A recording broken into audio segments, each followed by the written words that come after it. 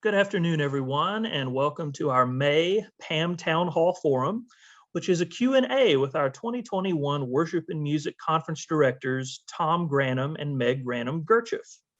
They'll be joined by some special PAM guests to tell you all about what's in store for you at the conference this summer, and you'll be able to interact with them and ask questions.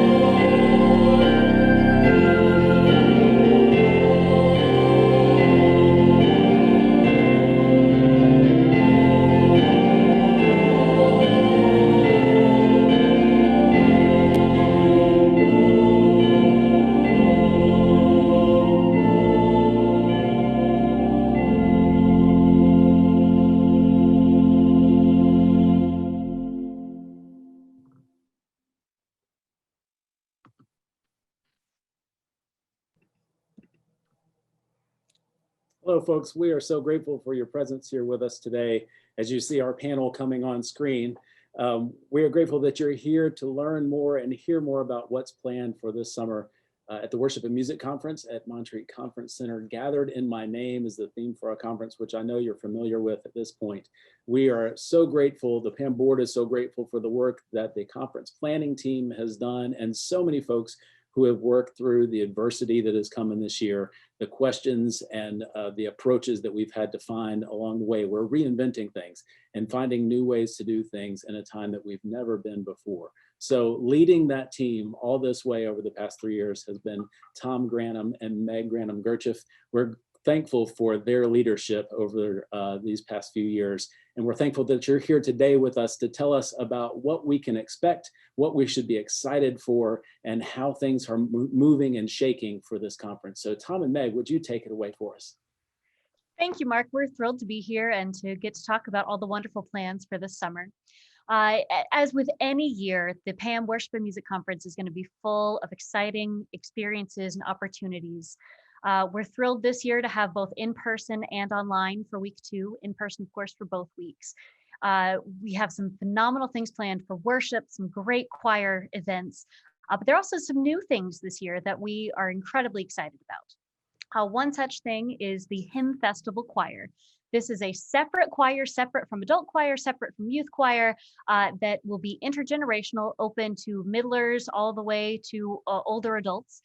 Tom Trenny, our Routley lecturer, will be leading this. They'll rehearse Monday, Tuesday, and Wednesday afternoons at the 4:30 slot, and then be the primary choir for the Hymn Festival that evening. That's going to be really exciting. It's also a great opportunity. We know we have a lot of wonderful handbell enthusiasts who, are sometimes sad about having to make the choice between playing handbells or singing in choir. And this way you can do both. Or you can sing in multiple choirs with different faculty. Really, it allows for a lot of flexibility that we're excited about. We also have a wonderful class in addition to our worship reflections, which are going to be particularly invigorating this year. Meg Flanagan is going to be leading an offering called Taking It to the Church, Adapting Big Conference Ideas to Local Congregations. This is going to be one of those classes that's offered both in person and online, where she's going to be taking the different elements that we see in worship every day and exploring different ways that congregations can take them back home. And of course, new and wonderful things are not just for the adults.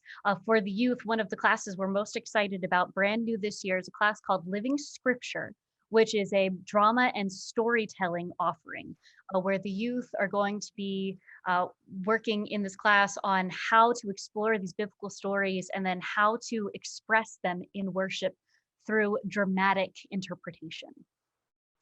So many, many wonderful offerings. And then we also have some really fabulous things in worship. Our theme came out of the Matthew 18:20 scripture, for where 2 or 3 are gathered in my name, I am there among them. So we have developed 6 worship services that should be wonderful, engaging, meaningful in and of themselves. We've also planned them to be helpful as you go back to your home churches. So for those churches who are following the lectionary, you'll have 6 services that you can take back to your congregation and adapt with liturgy written by Anna George Trainum. We're going to open on Sunday evening with Gathered in the Spirit, which is based on the upcoming next year's Pentecost scripture. Then on Monday, Gathered in Waters, which is the baptism of the Lord. Tuesday, Gathered in Christ, which is the reign of Christ or Christ the King. On Wednesday is our Ash Wednesday, Gathered from Dust. Thursday, Gathered for Hope, which looks back at the All Saints as we remember those who have died in the past year. And then Friday, as we're sending out, Gathered for Mission, at which we'll have communion. And for communion, we'll be using the smaller packets in line with COVID protocols that are taking place. We've got a Wednesday night hymn festival, a Monday night organ recital by Patrick Scott. Lauren Wright Pittman will be doing the Tuesday evening art conversation. Thursday evening is the chamber choir, and Friday is the closing concert. And we have lots of hymns that will be used in worship, ranging from those that you'll consider standard and traditional. A Mighty Fortress is Our God. Michael Burkhart, who did the opening piece, Gathered in My Name, which is going to be used in every service, has also arranged All Hail the Power of Jesus' Name. So we'll be premiering that using 2 different hymn tunes, going back and forth between the congregation and the chamber choir with brass and organ. Then we have so many new hymns that many of us are still learning from Glory to God. Even some of our planning team members who were on that committee, we came up with some as we were looking at the lectionary text, and they were surprised. They kind of were relearning a hymn they had studied 7 years ago for editing the new hymn book. And they are rediscovering some of the hymns in Glory to God. And I want to highlight one of the things you just mentioned. The Tuesday night art conversation is something new this year. Lauren is our phenomenal conference artist. She's also the one responsible for our incredible logo this year. And this is a new offering where she will be exploring all of the different artworks within worship, but also within the greater art seminars that she's leading for adults and senior highs, and really exploring with us how those of us who are not necessarily so artistically inclined can implement some of these things in our home congregations. It's going to be a really enjoyable event. Thank you both for giving us that little insight into what's coming down the road for us. It really is exciting. And at this point in planning, it's exciting to see pieces come together and little details that seem so far off at one point, to see how they start to congregate together. And you can really imagine these things actually happening instead of just wandering around inside our heads, which in a 3-year process, that's the way we start. But it's great to see them start to come to formation here. So with us today, John Sall is the board representative to the conference planning team. And I'm the president-elect and get to represent, John and I get to represent the conversations that the board has come together to help in navigating some of these challenges that COVID and safety protocols have presented us. So John, thank you for helping me express what it is that the board has talked about. All of you who have registered for this conference received last week, Kelly, am I right, that it was last week that the survey went out about vaccination rates among you who have registered.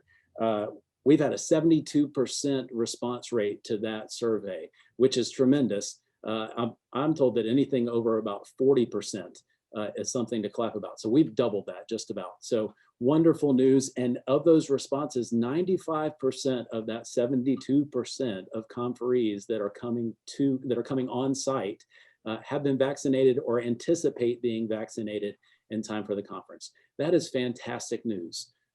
It's not surprising to me, but it is fantastic news. And that lets us know a little bit about the reality that we will meet in June and how it can guide us. The other thing that guides us as a board for this conference and for all the things that we're planning together are the North Carolina guidelines and also the Montreat Conference Center guidelines. Now, you may have seen this in many different forms. John, can you tell us exactly what it is that North Carolina tells us we have to do and that Montreat Conference Center tells us we have to do as their guests on site?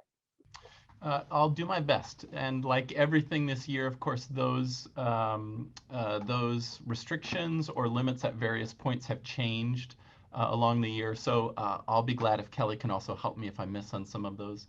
One of the local expectations that we have been working with since the most recent announcement from state of North Carolina is that capacity for large spaces, for example, Anderson Auditorium, will currently and at least for the foreseeable future be limited to 50% of the total capacity of the space. Anderson Auditorium is a wonderful place where I know there are lots of rich memories of worship for many of you.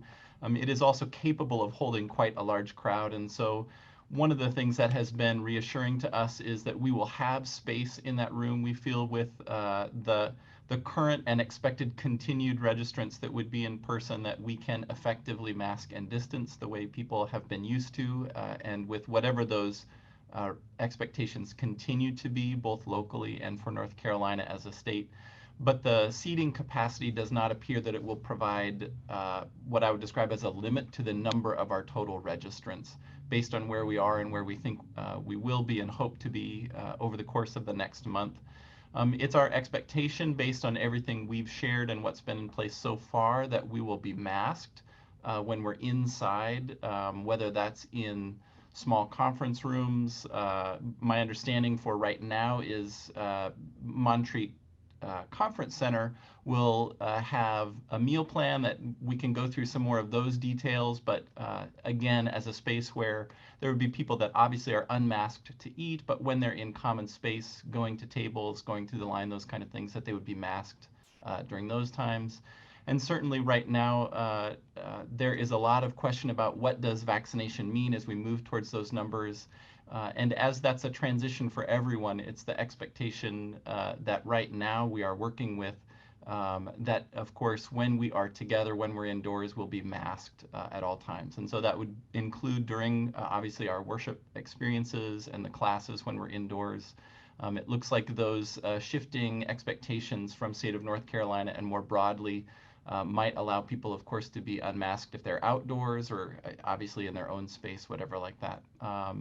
But that gives us a chance to also plan right now for what changes we've had to make, even as those have shifted over the last 4 or 5 months, both with the conference planning team, with the conference center at Montreat, and then to balance that with what we feel we can do safely. And so that, again, that survey that came out this week at the request of the board was a chance to say, we expect that those who are coming here care about one another and safety in this process, but we're really glad to begin to have some survey data to help us make plans about what that can include for our ability in terms of choral singing, right? You may have seen lots of other groups at various points this year who are singing together, but that is almost always distanced more widely than other settings and masked while singing.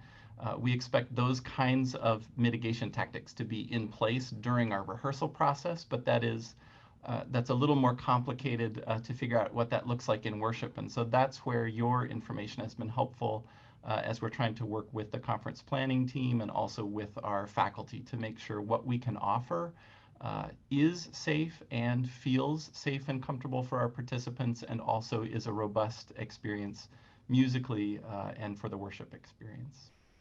Thank you, John. We do know that there is a segment of our conferees to whom vaccines are not available. We do know that for a fact. So a part of these conversations and the path that we need to go includes them in our community and does not separate them from our full community and being with one another. So that has been a big part of what we want to be sure to accomplish, that we are all there together in one place as one body.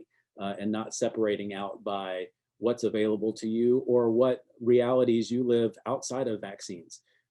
So we all bring different things to the table and into this community, and that's part of being community. Kelly, there are other things that are going to look different to us from expectations when we get to Montreat. We will be wearing masks inside. We will have to figure out what physical distancing means in Anderson Auditorium. We will not have 1,500 people packed in there. We're not allowed to, and well, wouldn't it be wonderful if we had 1,500 people registered for each week? Kelly, can you tell us the other pieces of the puzzle that may look different to us, and where we need to be on our toes for those expectations? Sure. Like you just said, we do have limitations on space. Right now, Anderson Auditorium is at 700. I can tell you right now, we've got over 350 for week 1. So we're only at half capacity. When we spread everybody out, I feel pretty good about that. Week 2, we're at about 250. I'm hopeful we'll see those numbers go up a little bit. We can still safely fit that number in Anderson Auditorium. That said, the rule that we have been asked to enforce is that Anderson Auditorium will be closed to the public this year. So that means if you are not a registered conferee, we are not able to allow you to enter the space. And I know that a lot of people are used to coming with families and attending worship and attending evening events. That's not going to be possible this year unless you're a registered participant. So I've heard some folks say they're going to set up some chairs outside of Anderson Auditorium, and you are welcome to do that. We've also got people who have said, my spouse comes and that's all they do is that one thing. I will suggest to you one way to have that person who only participates in those types of events to consider registering as a chaperone, and you click the box that says not attending classes.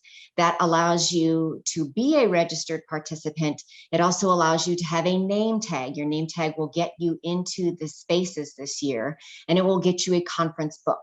We are not printing extra bulletins this year. And typically, if you have come to this conference in the past, you see that we have some daily bulletins out for visitors. We are not able to do that this year. So there's a little quiet workaround to help you answer that problem, if that is a problem for you. Additionally, we're still working on capacities in the classrooms. So you may have looked online and want to know where your classes are going to be. Be patient with us. We're working with Montreat and we're working with the state of North Carolina, and we'll have those answers early in June as to where and how we're going to be hosting those spaces. One other thing I think is important to note, that Assembly Inn, and we've got, side note, all of this is on our COVID protocols page on PAM's website. So I'm saying this stuff, don't feel like you need to write it down. We've got it on a website for you. Back to my sentence, Assembly Inn is only able to feed those folks who are registered or who have housing with the Montreat Conference Center. So if you have a reservation at Assembly Inn at Winnsboro, and you've purchased meals, you are able to eat at Assembly Inn. However, if you're commuting, if you're staying at a house and sometimes you pick up a meal at Assembly Inn, that's not going to be the case this year. And a lot of that, I hear questions of why not, why not? It just comes down to contact tracing. They want to know where everybody is. We'll have assigned seats in the Galax dining room, and there'll be assigned seats in Anderson Auditorium. We're trying to do our part to keep you safe.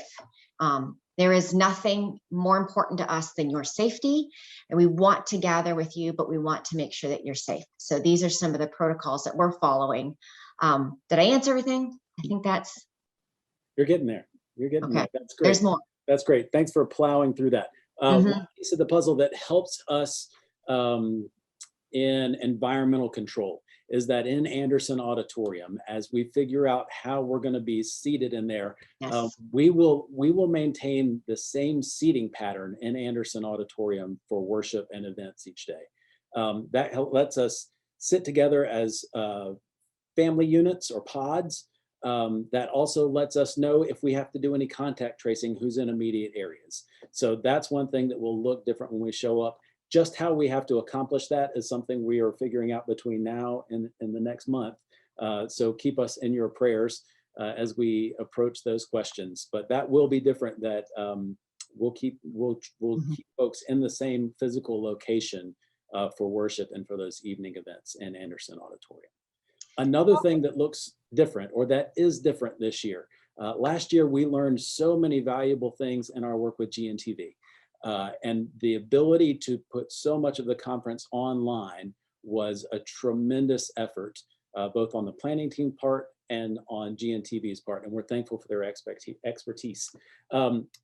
A part of that effort this year, Kaitlyn, Davros, and Will, I'm not gonna say your name. I still can't do it. I've known you for so long and I still can't say your name. Will and Kaitlyn are heading those efforts from a planning side. Will, you had a tremendous experience last year with what you were able to communicate with your people there at Village Presbyterian. Kaitlyn, you were on site and a part of the effort that happened at the conference center. So you too are spearheading this effort to not only make these things available online, but also to welcome that community as a full experience of the conference. Could you tell us, don't tell us all the secrets, but tell us the directions that you're heading and what you're excited about in those things.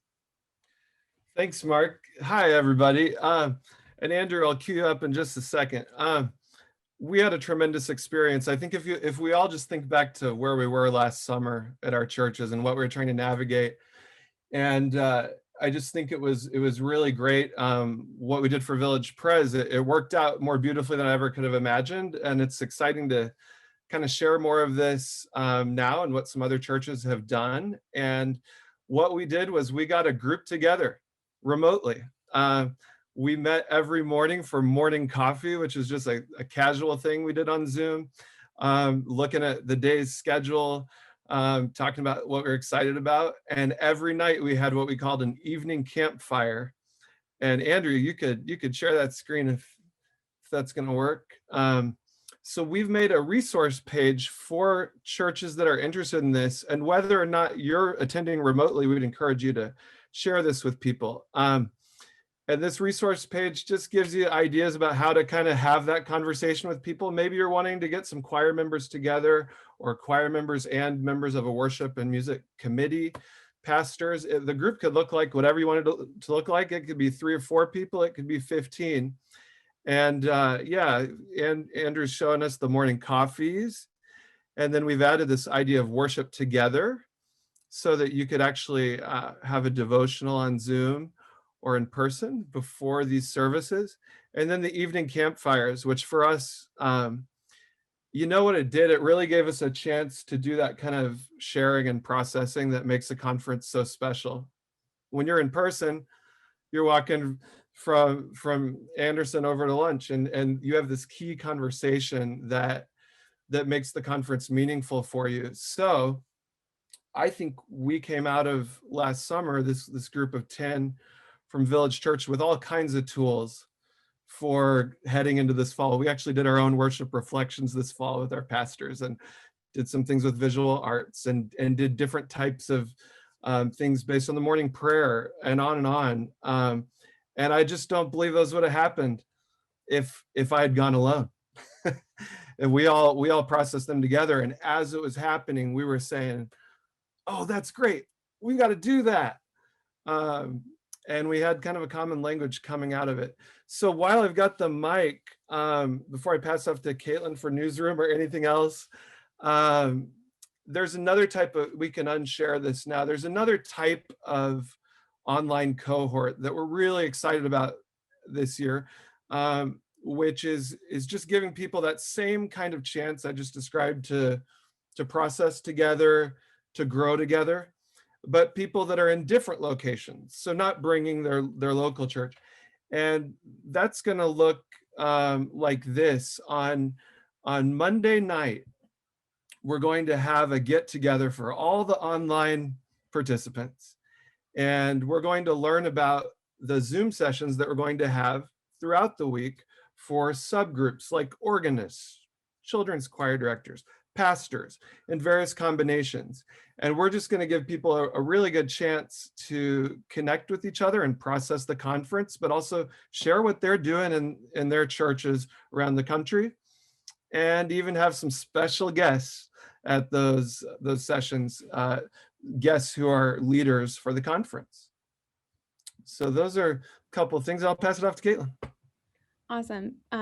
So it was great working with GNTV last year on set, and this year we'll kind of give it away. We'll have a newsroom for our online conference. So between each session, instead of just seeing the slides that happen, and sometimes there'll be slides, but Will and I will join you and some other really special guests, facility or faculty members, planning team members that will come on, and we'll have some relational time to talk about the events that have just happened, or exciting, what the faculty member is excited about their session that's going to happen in the afternoon or the next day, to kind of just keep us feeling like a community through screens, and make it feel more of a synchronous conference with everything that's happening in the building.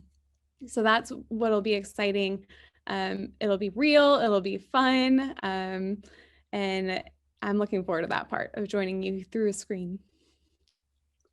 Those engagement levels are so important, and it's something that we can still provide, as you said, Kaitlyn, through the screen. But we've all learned how to communicate and how to relate to one another over different ways these days. And I'm grateful that you all are thinking in creative and imaginative ways to help this conference reach so many people who, for whatever reason, are not able to make it all the way to the mountains of North Carolina this year. And I think it's something that's going to carry us forward in this conference and other efforts that Pam's putting out. We're gonna have a broader reach now. And you all are part of the first conversations that help us get from square one where we were last year and learn so much. But that was, I equated it the other day to it wasn't this, but it started off with the worry that this was the equivalent of a dad at a soccer match with a VHS camera on his shoulder. I think we all had the fear when we said online conference that that's what it would be. We have all learned so much more about communicating the transcendence of worship and the transcendence of this special place in this special conference. So thank you all for carrying that effort forward. I think those of you that are planning to be at this conference online are in for a great surprise, a different surprise. There are surprises around every corner for us all. So thank you, Will and Kaitlyn, for your work there. Okay, let's get into a little bit of the nuts and bolts that I think we all have questions about and wonderings. Remember, the things that guide us are the North Carolina state regulations and the Montreat Conference Center regulations. We are all musicians or pastors or artists. We are all worship leaders and craftsfolk that do these things together. I do not have a medical degree. I'm not an epidemiologist, so I turn to folks who are. And I'm glad and thankful for their guidance and everything that we consider and how we can make things happen. Yesterday, I saw a wonderful report that came from the collegiate realm that reported on the transmission incidents of choral groups over the past year.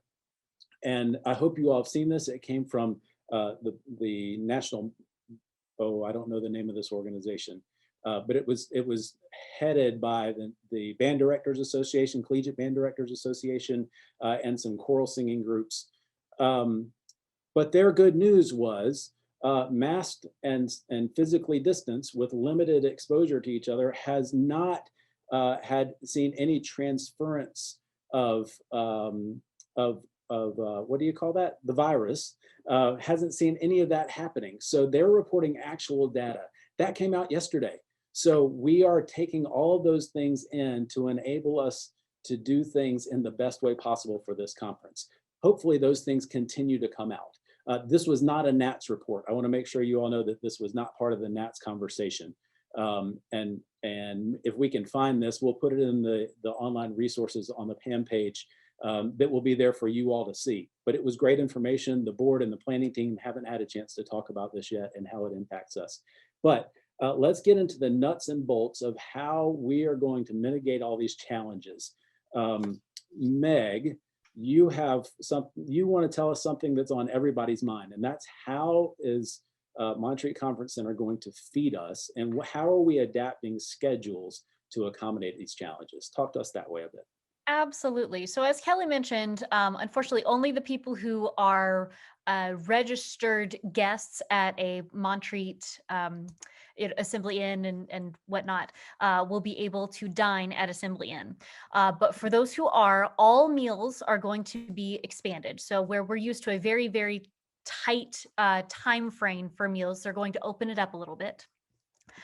So we'll say from Montreat's perspective, all guests will be required to wear masks while inside Assembly Inn, and that includes in the dining room, except when they are seated and actively eating and drinking. So even as somebody is getting up to get more food, mask goes back on. And again, as Kelly said, we will have assigned seatings in the dining room. There's also a likelihood that they are going to convert what I sort of think of as the big living room outside of the dining room, the lobby area, potentially will become additional seating to really have distance between tables. They'll be serving buffet style at all meals, and beverage stations will be open. Gloves will be provided for all guests to use if they wish to wear while going through the buffet line. Again, socially distancing will be strictly enforced through the buffet lines.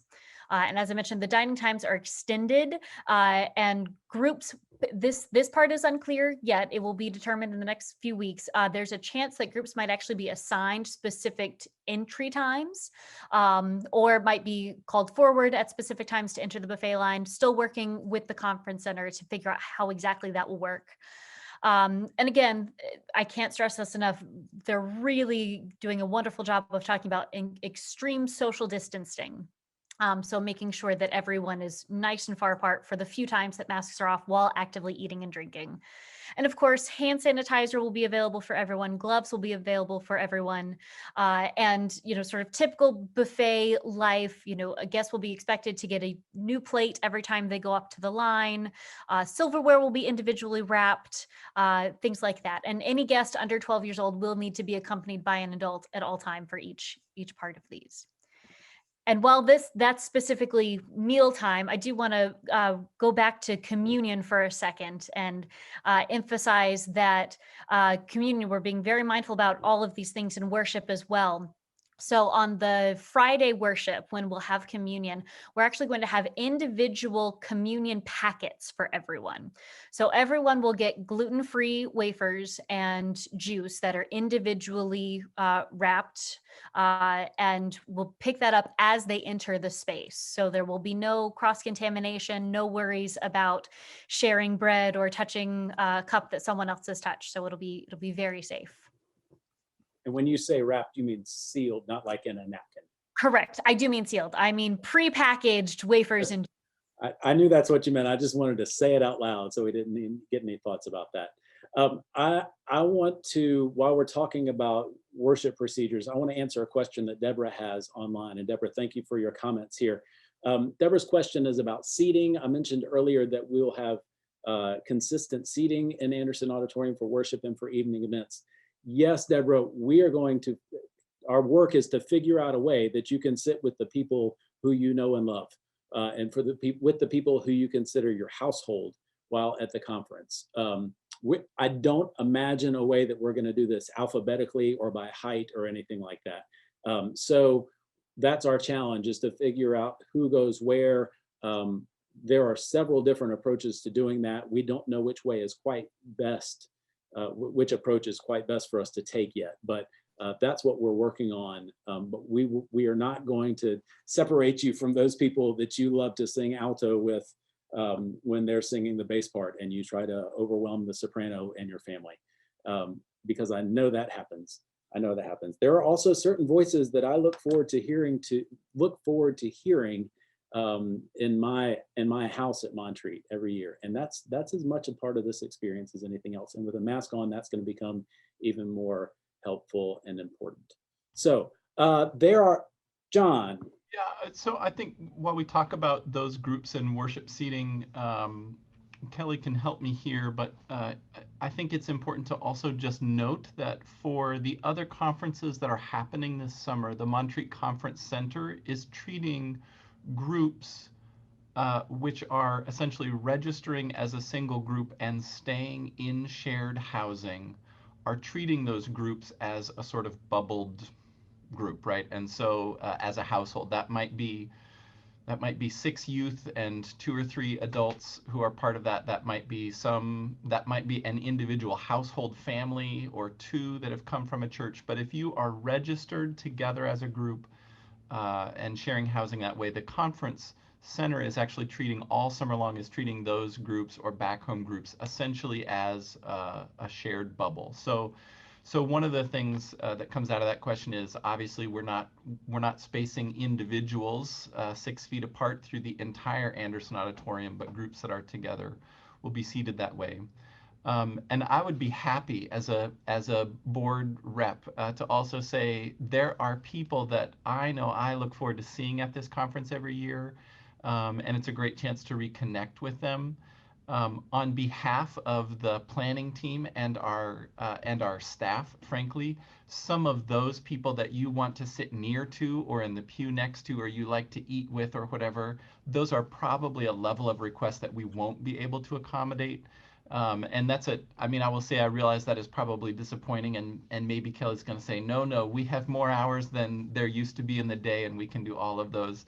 But part of that is to just manage expectation and to realize with the distancing expectations in place, your friend from 2 states over that you get together with at Montreat every year, you might not be able to sit at the same table in the dining hall. We'll hope that encourages you to make sure that you make plans for connecting between worship and lunch, or at the end of the day, right, where we have the opportunity both, again, with some ease in the schedule around the time of lunch itself, that you can talk about your worship experience even if you weren't seated in the same pew. And that's, again, I think one of those things that, like lots of changes this year, might be a place where that's one of the things you're looking forward to that won't be able to happen. But I know I'm really looking forward to being with those folks in Montreat and a chance to gather in person as we worship. John, thank you for clarifying that. Yeah, absolutely. Let me tell all of you here with us now, if you have questions that you would like us to address, if you can type that in the Q&A feature, that will help us be sure we have a thoughtful answer for you. And if we're not able to get to all these questions, it'll also let us follow up in a way that's faithful to getting all of this information out in every way that we can. Wonderful, thank you. I see those coming in. Could you, there've been a lot of change, not a lot, there've been ways that we've had to figure out what to do with things like choirs, and registration numbers have made us adapt in different ways. So Meg and Tom and John, can you talk about how the planning team has made those adjustments, how those things are going to be a little different, how schedules are going to be different for children, middlers, and youth particularly? Sure. Yeah, great. So I'll start by saying, while on the schedule, officially, rehearsals are an hour, most likely, unless things change drastically between now and middle of June, rehearsals will only be 40 minutes to ensure that we have time to air out the rooms and make sure there's a full recirculation of air between events. We will be leaving all doors and windows open during rehearsals, again, to increase circulation. Everyone will be masked the entire time. I would say those are sort of the biggest things about that. One of our exciting opportunities this year, we have a combined youth choir that will reflect what most of us experience in our day-to-day lives. So middlers and high schoolers will be combined in one phenomenal youth choir led by Elizabeth Wilson, which is going to be tremendous. Children also have some really exciting opportunities. They are going to have less movement between spaces this year. So we've been very active in trying to keep them in the same spaces as much as possible. Just again, contract chasing wise, making sure that we can really follow up with who is where at what time. And we're thrilled that it's going to be a very integrated program for our children this year, where we have Nathan Crabtree, who's just phenomenal, who will both be leading the choir and the children's music. So they get some really wonderful crossover. What's, sort of typically two very different experiences are going to be combined in a really beautiful way, where what they do in music class will influence rehearsal and vice versa.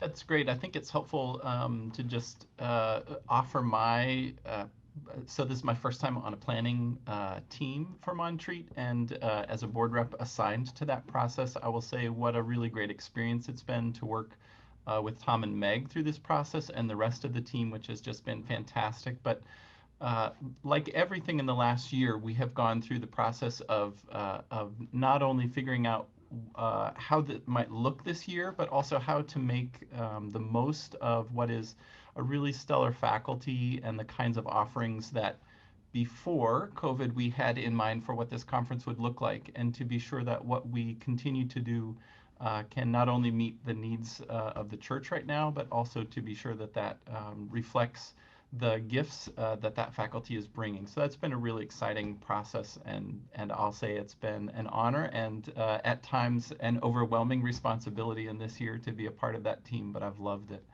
I think it's also just helpful to sort of affirm or reaffirm what people might be experiencing that is the same or different in home congregations that will be in place here in terms of those COVID protocols. So you might have schools in your area that are cohorting children or youth by classrooms, and that's in essence what we've tried to do to limit the number of moves and contacts in those groups during the day in their schedule.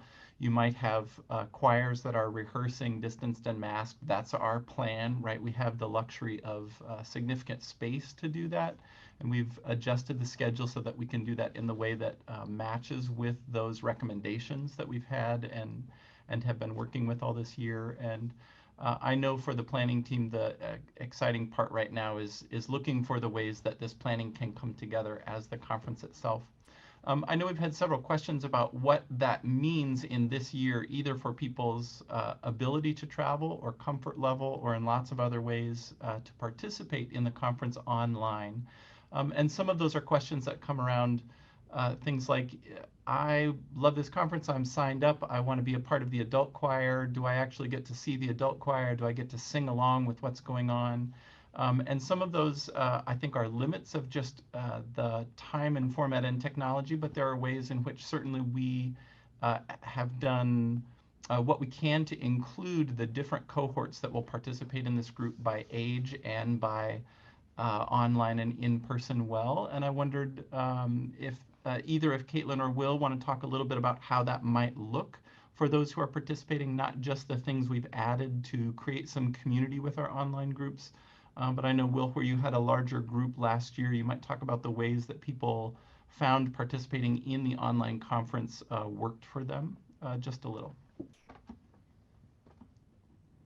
Yeah, I think people took a lot from participating in the online conference, and a lot of our discussions throughout the fall came from very specific things. We also drew on some of the resources that were available after the conference. John, I have to say that as you were asking, I was a bit distracted with a question about the resources being available afterward. So I hope I'm answering your question okay. Yeah, there's lots of good questions coming in. I know we might not get to as many. Yeah, I got into the rabbit hole of some questions here, but that's just fine. Did I answer your question okay? I think so. It's just a question of if I'm online, right? What is my ability to experience being part of the choir, right? We won't have a way to record a solo singer, right, by Zoom and then have them a part of what is the sound in Anderson of a choir rehearsal. But that rehearsal is every day is online. There's an opportunity for them to purchase music. Yes. And maybe that's a Thank way. You. So yeah. I'd love to say a little bit more about that, and Kaitlyn as well, anything you'd like to say, but we felt that, me and Kaitlyn, when we were talking, felt like choir was an area of concern. Like, how do people feel involved? Like, just watching, does this feel like, security footage or something? Of course, the footage will be as dynamic as possible. And so we're really excited that we're going to offer sort of the newsroom approach to this as well. So when choir's beginning, Kaitlyn here will be on a microphone. She'll be able to kind of set the stage, invite you in, tell you maybe a little bit about the conductor or the plan for the day. And then even throughout rehearsal, so if you've ordered your packet from Pepper and you want to sing along, Kaitlyn will be able to give you assistance about, this is the piece that we're on now. And there are even some surprises for the end of rehearsals planned, where you'll get kind of like the sideline reporter at a football game. You'll get to hear from the conductor, hear from participants. What's the thing you're going to be singing after rehearsal today? So I think it'll really fuse the online and the in-person in a pretty neat way. Kaitlyn, what do you think? Yeah, and that's I'm excited about the adult choir now, to be a part of it and bringing it to your own homes. But in other sessions that are happening online, similar to last year, there'll be some time for you to send in questions to the faculty member leading and be able to participate in the conversations happening in the room live. Everything will run through one system, so that we're including everyone in this, whether you're in person or online during week 2. That's great. And let me emphasize what Will said. There will be an email that comes out with a link for those who have registered for the conference, the online registrations, if I'm correct, Kelly, that will connect you to JW Pepper, and they can help you in purchasing and getting those choral titles in your hand before the conference. But let me also encourage you to go ahead and jump onto that now, so that you have it in time. It would be terrible to receive it the week after the online conference, and then all those efforts are out the window. We have a long list of questions here. And So Mark, I may jump in on some of those, because I think I can answer a few of them all in one. So lots of questions about instrumental ensembles and how all of that will work. Just like in a normal year, as you register, you indicate what instrument or instruments you play and are planning to bring. And we will connect you with appropriate times and venues to meet with our wonderful instrumental director, Mark Britt, who will work either in small groups or one-on-one. We will be requiring masks, so highly recommend, especially for woodwind and brass players. They have wonderful masks that you can purchase that have, that are instrumental masks. We will be requiring masks for all instrumental times. We will have additional mitigating factors, lots of hand sanitizer, lots of gloves. Mark has a wonderful system of cleaning in between rehearsals that we're going to be implementing as well. Then also going back to adult choir will also have very strict assigned seating that is socially distanced. Typically, yes, adult choir is crammed in and squeezed in. That will not be the case this year. It will be spread out over a large portion of Anderson Auditorium.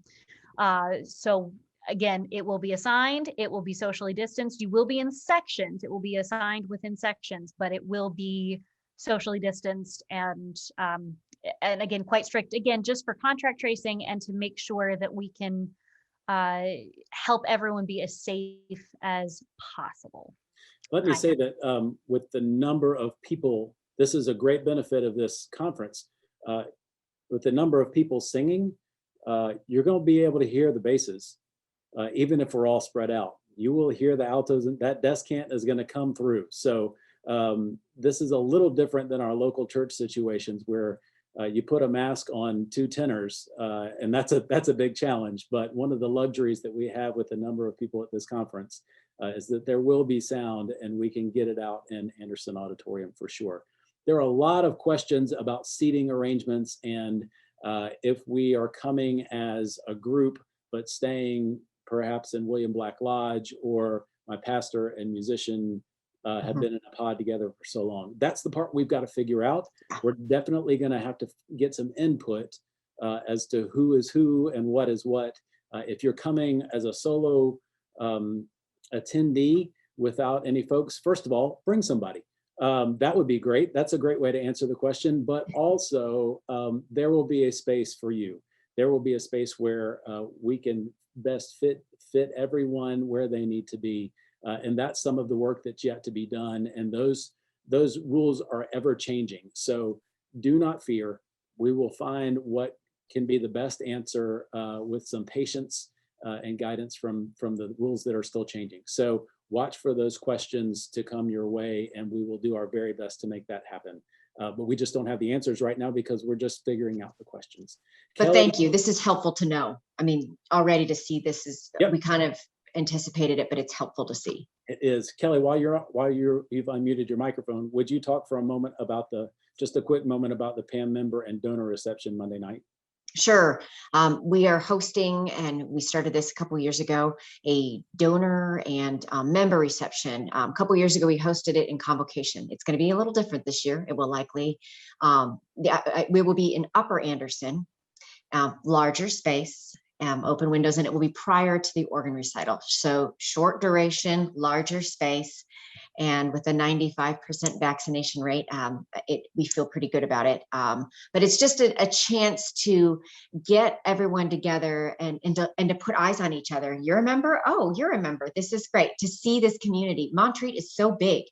And we hear this a lot from people. You check in and you just sort of don't know where to go. And unless you know people, it's really hard to figure out how to navigate the conference. So we're doing this on Monday evening. Sunday is sort of check-in crazy, get through Monday, and then hopefully create this little space for you to meet one another and to get to know one another, and then to live into the rest of the week. Mark, can I jump in real quick? Please do, yes. So that's what Will and I are trying to create for that Monday night event for the online crowd. And so you've made it through Sunday, and now before breaking out and figuring out, you might want to jump into this organist Zoom or pastors, we're going to bring you all together, whether you're a PAM member or not, and see each other face to face and introduce each other, and then dive through the rest of the week together. So we're trying to make that same type of event happen for our online crowd as well. Absolutely. Speaking of online engagement, Andrew just answered a question from Sally online that I think is important. The recordings, just as last year, will be in the video and document library shortly after the conference, so that you can return to them to find those gems and you don't have to frantically be taking notes during sessions. That's a great resource that will continue. The worship services, make sure I'm saying this the right way, folks. The worship services will be online for online conferees.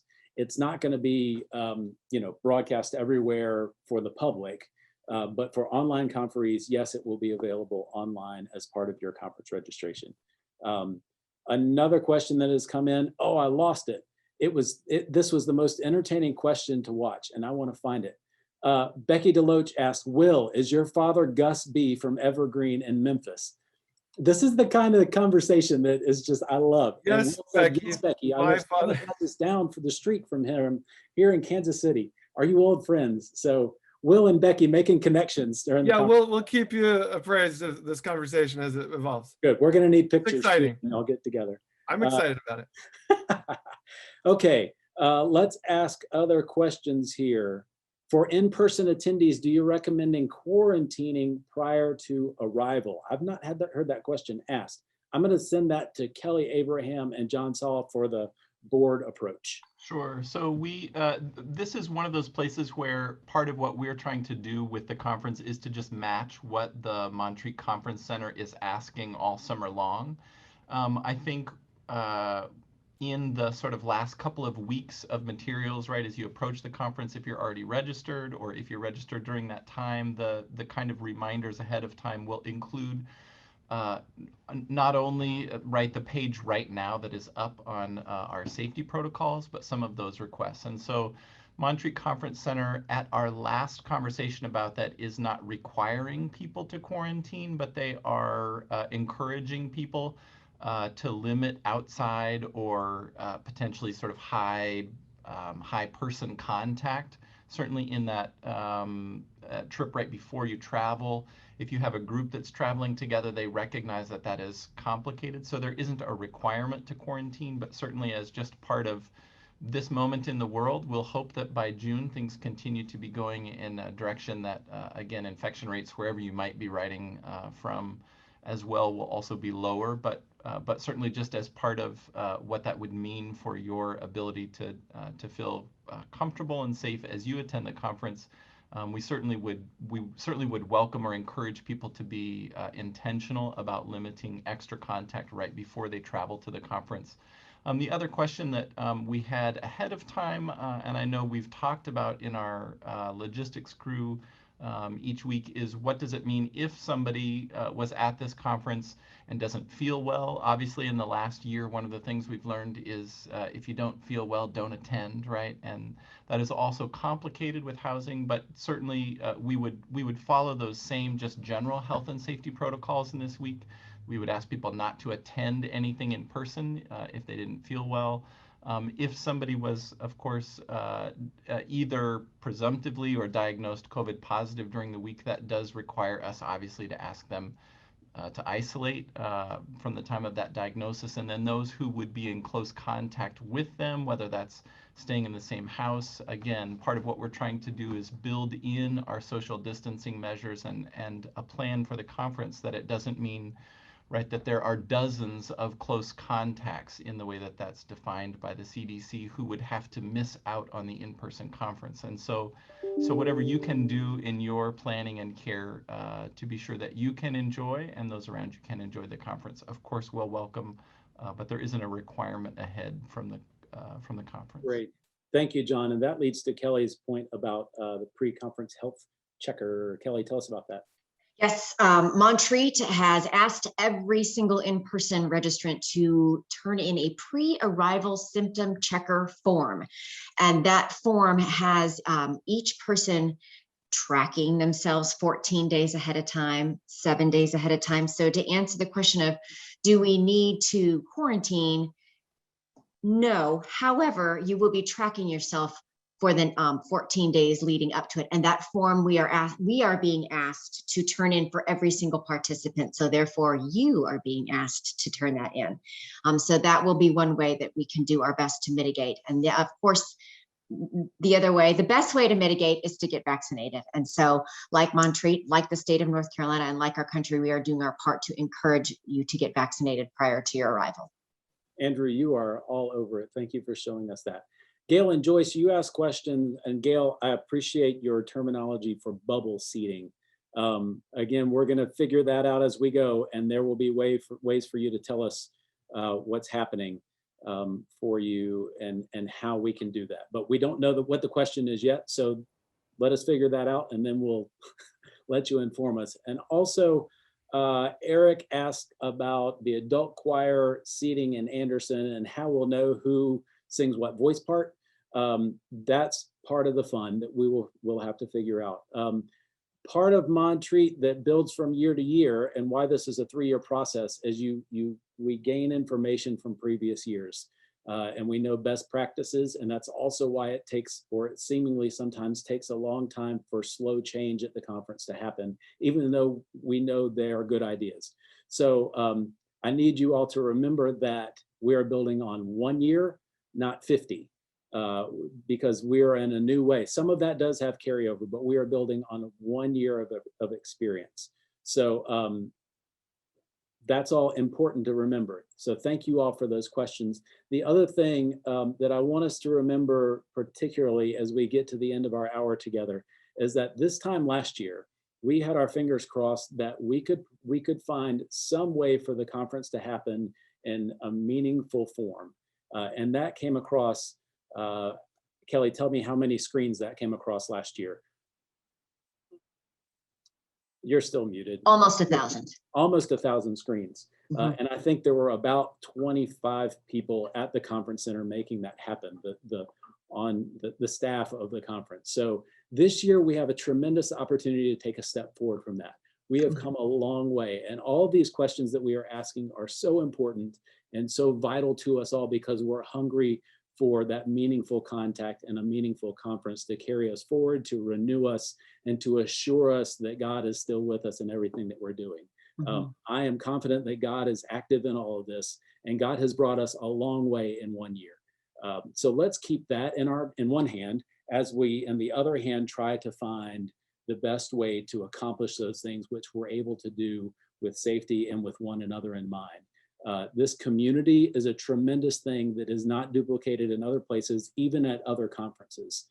This is a special thing, and we want to be sure that we are mindful to protect that community, and so that we'll come out on the other side of this conference knowing, as we did last year, that we did it right, and that we put a wonderful conference available online and at the conference center. That's our goal in all of this. So hold on tight to those things. Kelly wants to mention registration deadlines, so we'll know what we need to do, what you all need to do in the next 5 or 6 or 7 weeks, and then we'll make sure we've covered all the bases for everybody. Kelly, tell us what we need to do next. Super. So here we are. It is May 6th. Couple of things. If you are interested in getting a conference t-shirt, your deadline to register online or in person is May 10th, hard deadline. If you would like to, if you are planning to register online and you think that you want to purchase that adult choir choral packet, then I would encourage you to register with enough time to make sure that gets shipped to you. So I'm not going to give you that date. You know where you live. Next, if you are more than 400 miles away from Montreat and you're thinking, I would like to bring a group to the online portion of the online conference, there is a spot on the webpage that you can register to bring your group, and we've got some discounted rates available to you. So we encourage you to take advantage of that. If you are a small church and you have a worship, I think it's a worship attendance of under 100, that you can fill out an application form that will give you the opportunity to register your entire church at a flat fee of $500. So these are just some things that we've talked about, but I want to make sure that we let you know, for all of you that are on this call, we've got a nice distribution network of people on this call. So please help get the word out and let them know that this is available to them. Amen. Wonderful. Thank you, Kelly. Meg and Tom, thank you for your leadership as we approach this. John, thank you for navigating between the board and the planning team. Will and Kaitlyn, you have jumped into unknown waters and you're doing a great job, and we are grateful for you. Kelly, thank you for your guidance for the organization, and Andrew for all that you do behind the scenes and that just incredible picture that we get to see all the time. It's lovely. One day maybe we'll see your face again. So thank you all. Peace of Christ be with you. We look forward to seeing you either on your screen or in the mountains of North Carolina.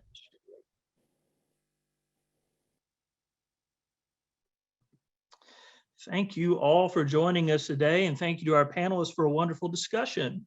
Just as a reminder, if you would like to register for the conference, you can do so by visiting presbymusic.org/2021 conference.